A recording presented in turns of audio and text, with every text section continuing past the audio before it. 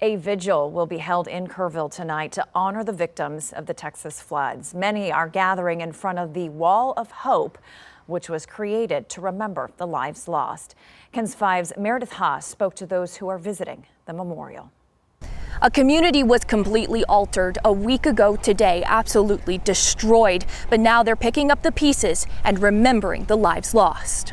Floodwaters rushed through Kerr County on Friday, July 4th. From Camp Mystic to Kerrville, people's lives and homes were lost. Today, a wall of flowers and pictures of the lives lost line a portion of Water Street in Kerrville. Many gathering to remember their loved ones. One man, Dan Beasley, traveled from Michigan Saturday with a cross. He's carried it all around the county. Today it crossed the paths of those lost to the floods. Another cross he created now stands near Camp Mystic and will remain there as crews continue to work through what's left.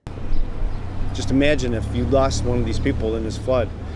Imagine what it means to them right now, and it's just, we're just praying that it brings them, that they don't lose their faith, because God never said it would be easy, but He said, His promise is that He'll never leave us.